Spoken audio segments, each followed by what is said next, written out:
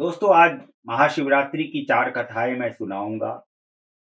कम से कम मैं इतना उम्मीद तो कर सकता हूँ कि आप लोग हर हर महादेव ज़रूर हमारे कमेंट बॉक्स में लिखेंगे। तो दोस्तों, चलिए शुरू करते हैं। महाशिवरात्रि की 4 कथाएँ पूरी रात आपको जगाए रखने के लिए योग परंपरा में अनगिनत शिव की कहानियाँ हैं, जो तार्किक अंदाज में अमूल्य ज्ञान देती हैं। यह रही ऐसी 4 कहानियाँ। हम पहला शुरू करते हैं। कहानी पहला है, शिव और बैलगाड़ी। यह कुछ 300 साल पहले की बात है। कर्नाटक के सुदूर दक्षिण क्षेत्र में अपनी बूढ़ी माँ के साथ एक योगी रहते थे। उनकी माँ काशी जाना चाहती थी ताकि वह विश्वनाथ जाकर शिव की गोद में प्राण त्याग कर सके। इसके अलावा उसने अपने जीवन में अपने बेटे से कभी कुछ नहीं मांगा था। उसने कहा, मुझे काशी ले चलो, मैं बूढ़ी हो रही हूँ, मैं वहीं जाके मरना चाहती हूँ। योगी ने अपनी बूढ़ी माँ के साथ दक्षिण कर्नाटक के जंगलों से होते हुए काशी के लिए एक लंबी यात्रा शुरू की। वृद्ध होने के कारण उनकी माँ का स्वास्थ्य बिगड़ गया, तो उन्होंने माँ को कंधे पर उठा लिया और जाहिर तौर पर कुछ समय पश्चात वह कमजोर महसूस करने लगा। उसके पास शिव से याचना करने के बजाय और कोई चारा नहीं बचा। उन्होंने याचना की, हे शिव, मुझे मेरे इस प्रयास में विफल मत होने देना। बस यही एक चीज है जो मेरी माँ ने मुझसे मांगा है। कृपया मुझे इससे पूरा करने में पूर्ण रूप से मदद करें और मैं इस कार्य में सफल हो सकूं। मैं इन्हें काशी ले जाना चाहता हूं। हम वहां सिर्फ आप ही के लिए आ रहे हैं। कृपया मुझे इतनी ताकत दे कि मैं काशी तक मेरी माँ के साथ हमारी यात्रा को सफल करें। तब जैसे ही उन्होंने चलना शुरू किया तो पीछे से एक घंटी की आवाज सुनाई दी, जैसे कोई बैलगाड़ी आ रही हो। उन्हें धुंध सी उबरती हुई एक बैलगाड़ी दिखाई दी, जिसे एक बैल खींच रहा था। सफर लंबा और जंगली इलाके से होते हुए वो तो हमेशा 2 बैल ही गाड़ी को खींचते हैं, पर जब आप थके हो तो ऐसी बारीकियों को किसे परवाह। गाड़ी नजदीक आई, पर वे चालक को नहीं देख पाए क्योंकि चालक लबादे में था और बाहर धुंध भी थी। योगी अपने माँ के साथ जमीन पर खड़े उस बैलगाड़ी चालक से कहा, मेरी माँ बीमार है, क्या हम आपकी खाली गाड़ी में यात्रा कर सकते हैं? उन्होंने कहा। अंदर बैठे व्यक्ति ने सिर हिला के हाँ कहा। वे दोनों गाड़ी में बैठ गए और बैलगाड़ी आगे चलने लगी। कुछ समय बाद योगी का ध्यान इस ओर गया कि जंगली रास्ता होने के बावजूद भी बैलगाड़ी बहुत आसानी से आगे बढ़ रही थी। तब उन्होंने नीचे देखा और पाया कि पहिए घूम नहीं रहे हैं, वे रुके हुए थे, पर गाड़ी आगे बढ़ रही थी। तब उन्होंने बैल की तरफ देखा और पाया कि बैल बैठा हुआ था, पर बैलगाड़ी चल रही थी। तब उन्होंने चालक की ओर देखा और पाया कि वहां सिर्फ लबादा ही था। उसने अपनी माँ की ओर देखा। माँ ने कहा, अरे पागल, हम पहुंच गए हैं, अब कहीं और जाने की जरूरत नहीं है, यही वो जगह है, अब मुझे जाने दो। इतना कह के माँ ने शरीर छोड़ दिया। बैल, बैलगाड़ी और चालक सब विलीन हो गए। योगी अपने गांव लौट आया। लोगों ने सोचा, यह इतनी जल्दी लौट आया है, यह अवश्य ही अपनी माँ को कहीं छोड़ के आया है, यह उसे काशी नहीं ले गया। उन्होंने उससे पूछा, तुम अपनी माँ को कहाँ छोड़ आए? उसने उत्तर दिया, हमें वहां जाना नहीं पड़ा, शिव खुद आए थे हमारे लिए। लोगों ने कहा, क्या बकवास है? उन्होंने कहा। योगी ने उत्तर दिया, मुझे फर्क नहीं पड़ता कि आप क्या सोचते हैं, वे आए थे हमारे लिए और यही सच है। मेरा जीवन ज्योतिर्मय हो गया है, यह मैं अपने अंतर में जानता हूँ। अगर आप नहीं मानते तो यह आप जाने। तब उन्होंने पूछा, ठीक है, हमें कुछ ऐसा दिखाओ कि हम माने कि तुमने सच में शिव को देखा है और वे सच में तुम्हारे लिए आए थे। योगी ने कहा, मैं नहीं जानता, मैंने उन्हें नहीं देखा, मुझे सिर्फ एक लबादा दिखा, वहां कोई चेहरा नहीं था, वहां कुछ नहीं था, वह पूरा ही खाली था। अचानक सबने देखा कि वह खुद वहां नहीं थे, सिर्फ उनके कपड़े ही दिखाई पड़ रहे। वे दक्षिण भारत के महान संत बने। जहां भी वह जाते, लोग उन्हें बिना चेहरे वाले योगी के रूप में लोग जानते। आइए जानते हैं दोस्तों, दूसरी कहानी क्या है। मल्ला, एक शिव भक्त और एक चोर। मैं आपको एक ऐसे योगी के बारे में बता रहा हूं जो उस जगह के काफी करीब रहे। जहाँ मेरा जन्म हुआ था। मैंने उनके बारे में सुना था और उस घटना के बारे में भी जो वहाँ हुई थी, पर युवावस्था में मैंने इस ओर ज़्यादा ध्यान नहीं दिया। उसने मुझे काफ़ी प्रेरित किया, पर मैंने उस समय इसे अधिक महत्व नहीं दिया। वर्तमान में नजनगुड के नाम से प्रसिद्ध शहर की सीमा पर मैसूर से करीब 16 किलोमीटर दूर एक योगी रहते थे। उनका नाम था मल्ला। वे किसी परंपरा से संबंध नहीं रखते थे और ना ही उन्हें कोई पूजा पाठ की औपचारिक विधि ज्ञात थी, परंतु बचपन से ही जब भी वे अपनी आंखें बंद करते तो उन्हें शिव की तस्वीर दिखाई देती।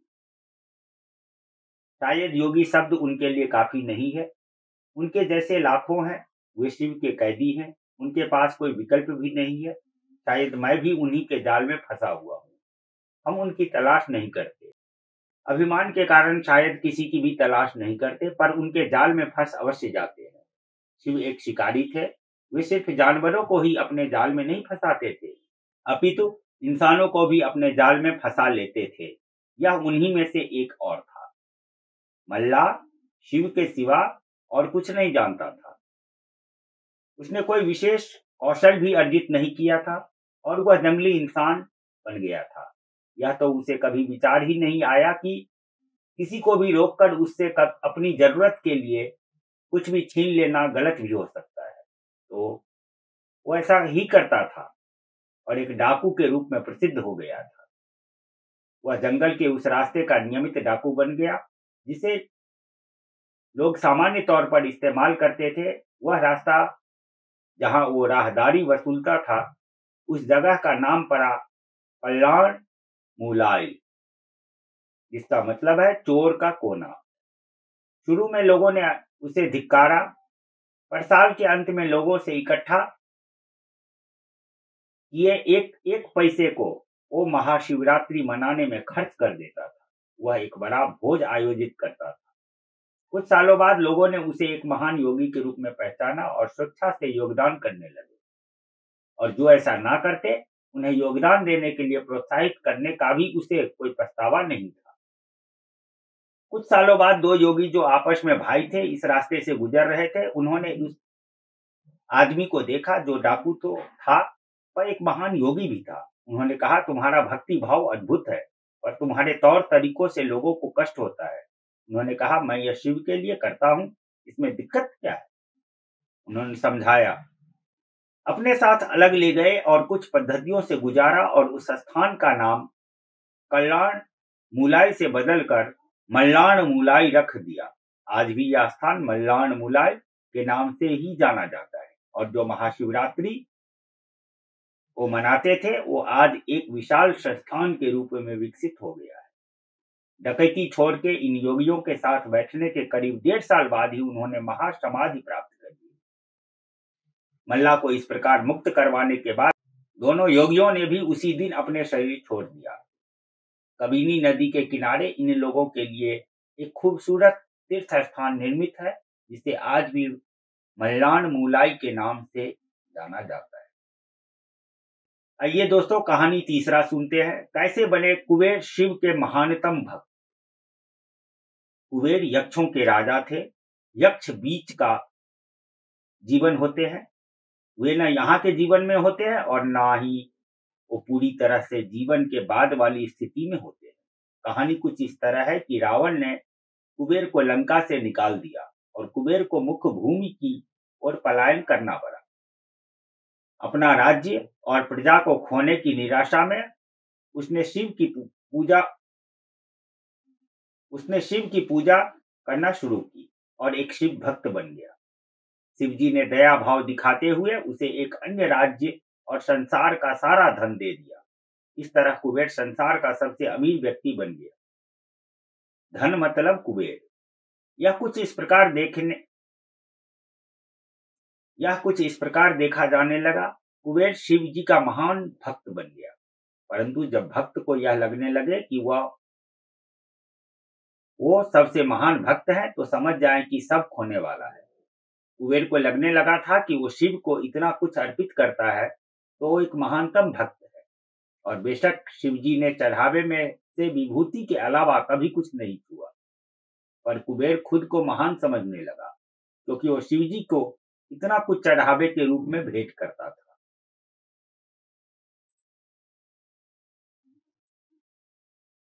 एक दिन कुबेर शिव के पास गए और कहा, मैं आपके लिए क्या कर सकता हूँ? मैं आपके लिए कुछ करना चाहता हूँ। शिव जी ने कहा, तुम मेरे लिए क्या कर सकते हो? कुछ भी नहीं, क्योंकि मुझे किसी चीज की आवश्यकता ही नहीं है। मैं ठीक हूँ, परंतु मेरा बेटा, उन्होंने गणपति की ओर इशारा करते हुए कहा, ये लड़का हमेशा भूखा रहता है, इसे अच्छे से खिला दो। यह तो अत्यंत सरल है। कहकर यह कहकर कुबेर गणपति को अपने साथ भोजन के लिए ले गया। उसने गणपति को खाना खिलाया शुरू किया और खाते गए और खाते ही गए। कुबेर ने सैकड़ों रसोइयों की व्यवस्था की और प्रचुर मात्रा में खाना बनाना शुरू किया। उन्होंने यह सारा भोजन गणपति को परोसा और वे खाते रहे। कुबेर चिंतित हो उठे और कहा, रुक जाओ, अगर तुम इतना खाओगे तो तुम्हारा पेट फट जाएगा। गणपति जी ने कहा, आप उसकी चिंता मत करो, देखिए मैंने एक सांप को एक कमर पेटी के रूप में बांध रखा है, तो आप मेरे पेट की चिंता ना करें। मुझे भूख लगी है, मुझे खाना खिलाएं। आप ही ने कहा था कि आप मेरी भूख मिटा सकते हैं। कुबेर ने अपना सारा धन खर्च कर दिया। कहते हैं कि कुबेर ने दूसरे लोगों से भी भोजन मंगवा के गणपति को खिलाया। गणपति ने सारा भोजन खाने के बाद भी कहा, मैं अभी भी भूखा हूँ, मेरा भोजन कहाँ है? तब कुबेर को अपने विचार के छोटेपन का एहसास हुआ और उसने शिव के सामने झुकते हुए कहा, मैं समझ गया, मेरा धन आपके सामने एक तिनके के समान भी नहीं है। जो आपने मुझे दिया उसी का कुछ अंश आपको वापिस देकर मैंने खुद को एक महान भक्त समझने की गलती की। और इस क्षण के बाद उस जीवन ने एक अलग ही दिशा ले ली। आइए दोस्तों, अब जानते हैं महाशिवरात्रि की कुछ कहानी 4। अर्धनारी रूप में शिव और भृगु महर्षि। जब हम योग की बात करते हैं तो हम किसी व्यायाम या किसी तकनीक की बात नहीं कर रहे हैं। हम इस सृष्टि के विज्ञान की बात कर रहे हैं और कैसे सृष्टि के इस अंश को इसकी परम संभावना तक ले जाया जा सकता है। हम उस विज्ञान और प्रौद्योगिकी की बात कर रहे हैं जिससे जीवन के हर एक पहलू को उस अंतिम संभावना तक ले जाया जा सकता है। जब शिव योग का संचारण और सृष्टि की संरचना की व्याख्या सप्त ऋषियों से कर रहे थे, तब एक सुंदर घटना घटित हुई। सप्त ऋषियों में से एक ऋषि, जो बाद में भृगु महर्षि के नाम से जाने गए, शिव के एक उत्साही भक्त थे। इससे पहले योग प्रोग्राम में जो क्रांति सरोवर के किनारे हो रहा था, जिसे कृपा की झील के नाम से भी जाना जाता है, मां पार्वती भी मौजूद थी। भृगु हमेशा की तरह सुबह जल्दी आए और वे शिव जी की प्रदक्षिणा करना चाहते थे। मां पार्वती शिव जी के करीब बैठी थी, परंतु भृगु ने दोनों के करीब से होते हुए शिव जी की परिक्रमा पूरी की, क्योंकि वो सिर्फ शिव की प्रदक्षिणा करना चाहते थे, मां पार्वती की नहीं। शिव जी इससे खुश हुए, पर पार्वती नहीं। उन्हें यह पसंद नहीं आया। उन्होंने शिव की ओर देखा। शिव जी ने कहा, थोड़ा और करीब हो जाओ, वो परिक्रमा करेगा। पार्वती और करीब आ गई। भृगु ने देखा कि उसके निकलने के लिए पर्याप्त जगह नहीं है, तो उसने एक चूहे का रूप धारण किया और पार्वती को बाहर रखते हुए अकेले शिव जी की परिक्रमा पूरी की। पार्वती क्रोधित हो गई तो शिव जी ने उन्हें अपनी जंघा पर बैठा लिया। तब भृगु ने एक छोटे पंछी का रूप धारण करके शिव जी की परिक्रमा पूरी कर ली। अब पार्वती अत्यंत क्रोधित हो चुकी थी। शिव जी ने पार्वती को खींचकर खुद में मिला लिया और उन्हें खुद का हिस्सा बना लिया, जिससे उनका आधा हिस्सा शिव बन गया और आधा मां पार्वती। वे अर्धनारीश्वर बन गए। भृगु ने यह देखा और खुद को एक मधुमक्खी के रूप में बना लिया और उनकी दाहिनी टांग का चक्कर लगा दिया।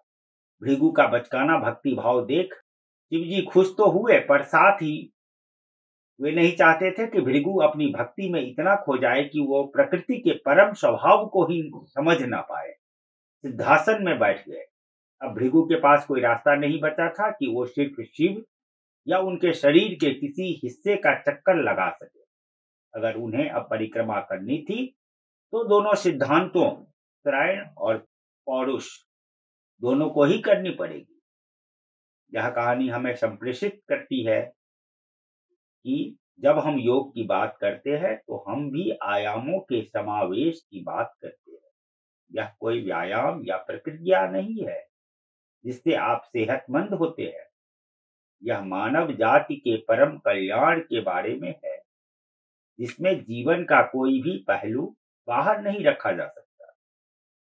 यह ऐसे आयाम को छूने के बारे में है जो सारे आयामों से परे है।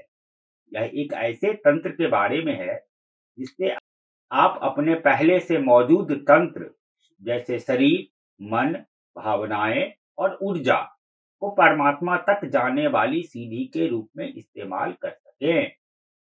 यह एक ऐसी पद्धति है जिससे आप अपनी परम प्रकृति के लिए स्वयं को पहले कदम के रूप में तैयार कर सकते हैं। नमः पार्वती पतये हर हर महादेव। आपका बहुत बहुत धन्यवाद।